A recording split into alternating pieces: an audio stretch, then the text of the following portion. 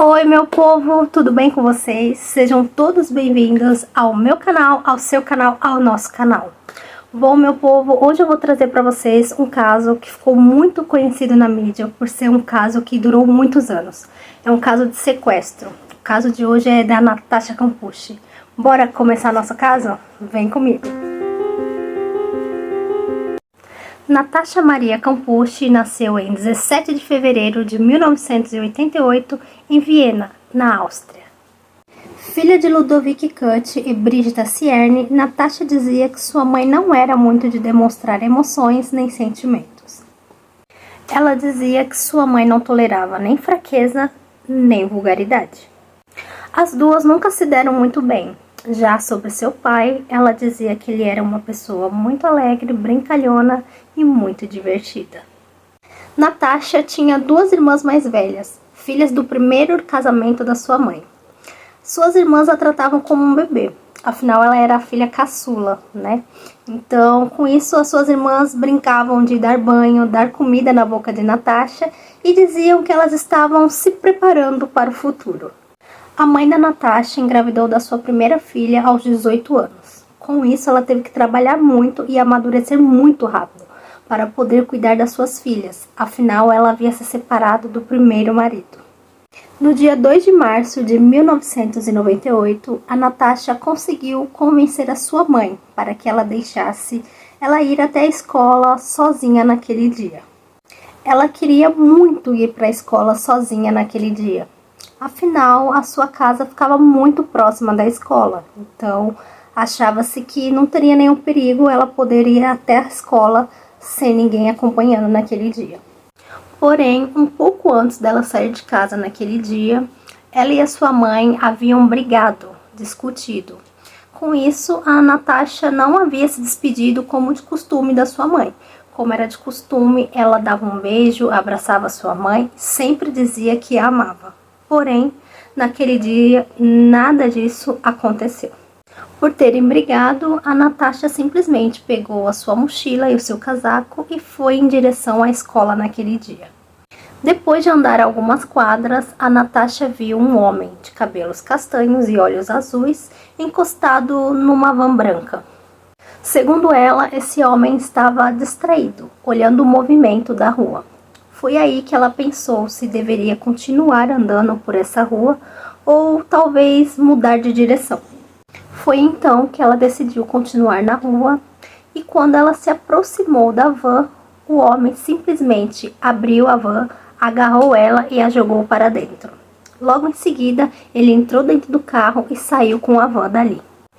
A Natasha tinha só 10 anos de idade quando tudo isso aconteceu.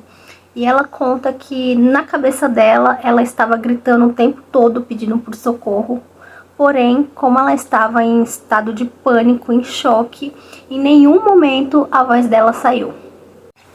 Ela conta que eles ficaram andando de carro por cerca de 30 minutos e que quando finalmente a sua voz saiu, ela perguntou ao seu sequestrador qual número de sapato ele usava.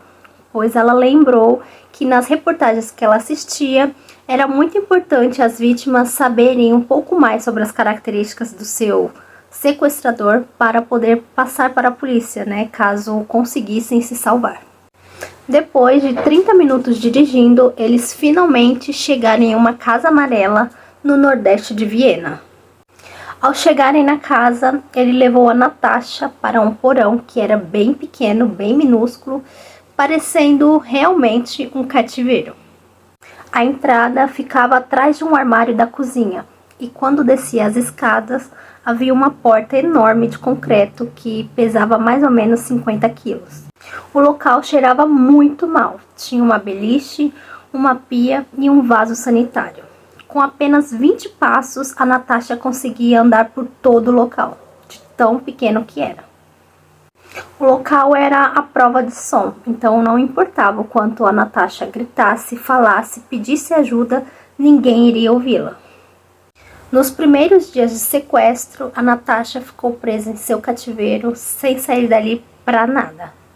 O sequestrador dizia para Natasha que ele havia ligado para sua família e pedido por resgate para poder libertá-la.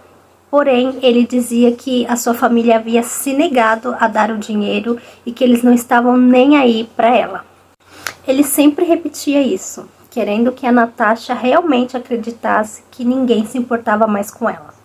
Com isso, ele dizia para Natasha que ela agora era a propriedade dele. Por ser muito pequena e não entender muito bem, a Natasha começou a acreditar que as coisas que o seu sequestrador diziam eram verdades. Ela começou a achar que ninguém da sua família estava procurando por ela e que ninguém iria resgatá-la dali. Porém, isso não era verdade. Os pais da Natasha a procuraram muito. Nos primeiros dias, eles fizeram buscas com cães, helicópteros, cartazes e tudo o que eles podiam. Com essas buscas, apareceu uma testemunha de 12 anos de idade dizendo que tinha visto a Natasha ser colocada numa van branca por 2 homens. Porém, o mais estranho nessa declaração toda foi que, em momento algum, a polícia pediu o retrato falado desses homens para a garota. Com essa informação sobre a van branca, a polícia começou a fazer as buscas por todos aqueles que tinham uma van da mesma cor. Ao todo, foram 776 vans brancas que foram revistadas pela polícia. Porém, a polícia cometeu um erro muito grave. Um dia antes deles começarem a revistar essas vans, a polícia havia noticiado que iria começar a fazer as buscas no dia seguinte, fazendo com que o sequestrador soubesse o que iria acontecer e pudesse se preparar caso ele fosse parado pela polícia. O pior de tudo é que ele realmente foi parado pelos policiais. Porém, os policiais não acharam nada dentro da van dele. Apenas acharam muito materiais de construção, no qual ele relatou que estava reformando a sua casa. Por isso que ele utilizava a van para transportar todo o material. Com isso, ele foi liberado, passando totalmente despercebido pela polícia. Com isso, os meses foram passando e a Natasha continuava no cativeiro. Toda vez que ela se recusava a fazer algo, ele batia nela e a deixava sem comida. Uma das coisas que ele fazia a Natasha fazer era raspar todo o seu cabelo, pois ele era obcecado por limpeza. Com isso, a Natasha não podia deixar um fio de cabelo no chão, pois se ele encontrasse, ele ficava muito estressado e batia nela. Ele começou a tratar a Natasha como uma empregada. Ele fazia ela lavar, cozinhar, passar, tudo isso enquanto estava seminua. Com isso, ela sofria não só de abuso mental, mas também de abuso físico, pois ele a agredia muito. E quando ela estava completando quase 1 ano presa, o sequestrador começou a deixar ela sair do cativeiro, deixando ela andar pela sala e cozinha da casa. Mesmo ele deixando ela andar pela casa, ela tinha que obedecer às regras dele. Depois de 1 ano presa, o sequestrador disse para Natasha que ela ficaria o resto da vida com ele e que agora ela teria que ter um novo nome. Então ela escolheu o nome de Bibiane e foi assim que ele a chamou durante todos esses anos em que ela esteve com ele. Aos 2 anos de cativeiro, o sequestrador decidiu que iria deixar ela sair um pouco do cativeiro e ir para o jardim da casa, para assim tomar um pouco de ar fresco. Foi aí que ele decidiu então revelar o seu nome verdadeiro pela primeira vez. Com isso, a Natasha percebeu que o sequestrador jamais a deixaria sair viva dali. O sequestrador se chamava Wolfgang Priklopil. Seu pai era vendedor de uma empresa de bebidas e a sua mãe era vendedora de sapatos.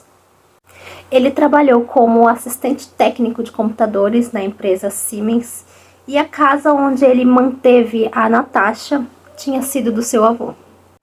Depois desses anos em que era mantida no cativeiro, Wolfgang começou a obrigar a Natasha a dormir com ele na mesma cama.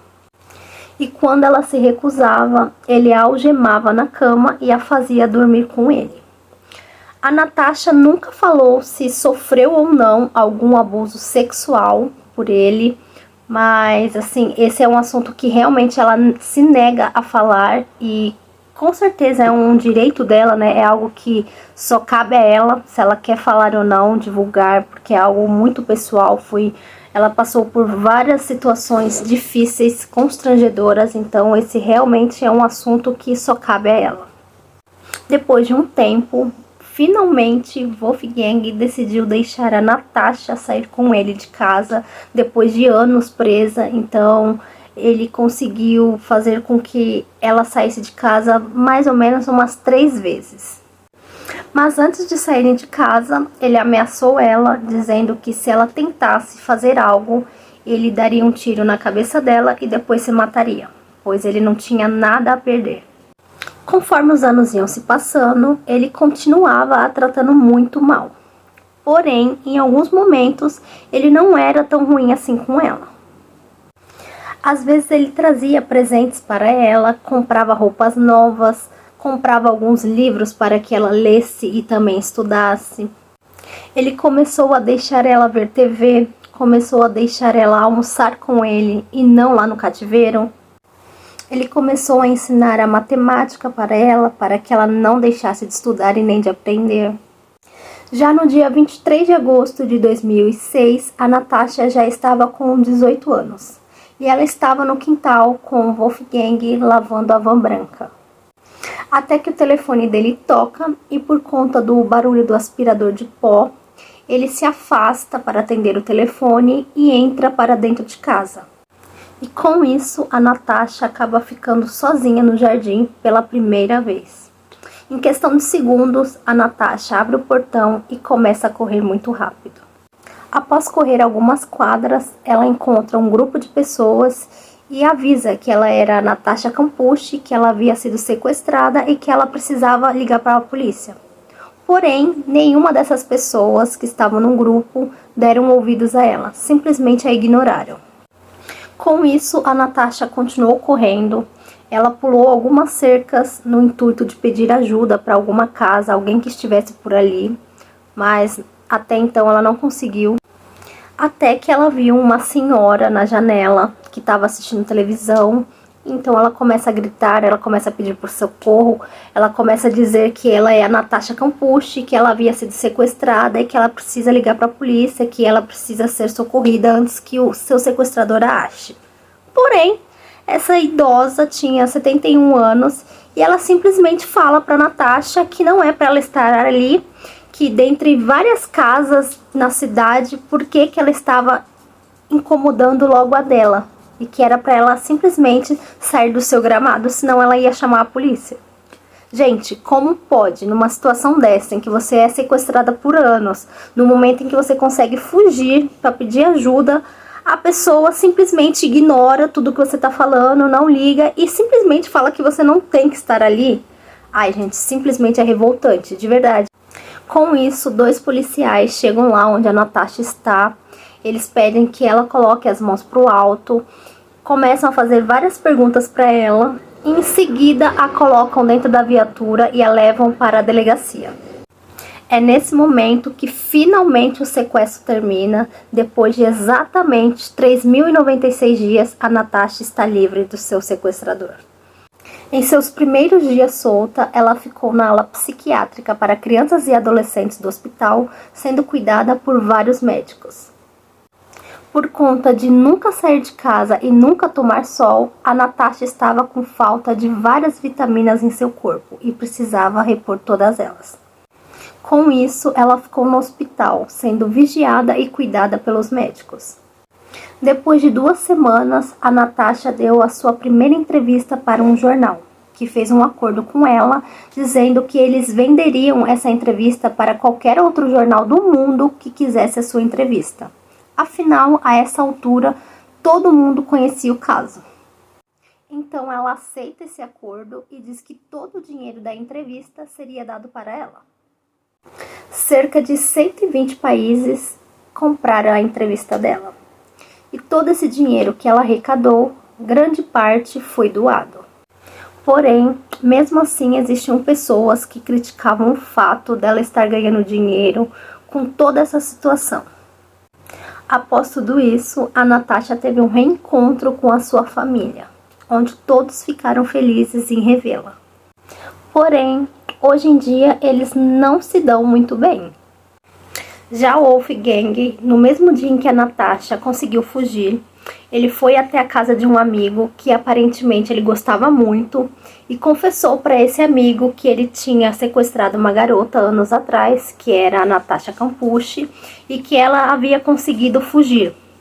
Logo em seguida, ele se despediu desse seu amigo, foi até uma linha de trem e se jogou. Na delegacia, os policiais contaram tudo isso para Natasha, confirmando que o seu sequestrador havia se jogado na frente de um trem.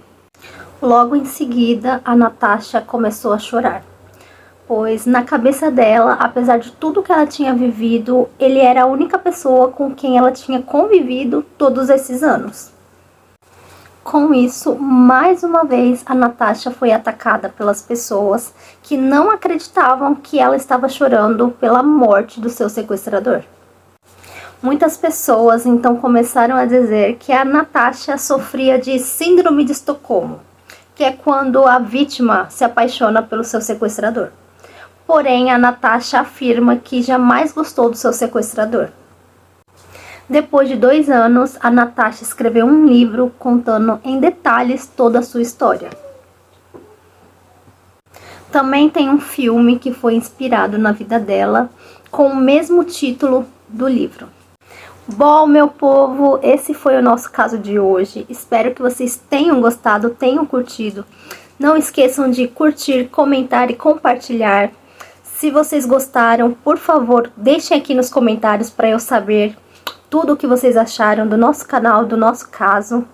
Então é isso, meu povo. Um super beijo, um ótimo dia, uma ótima semana a todos e até a próxima. Tchau, tchau!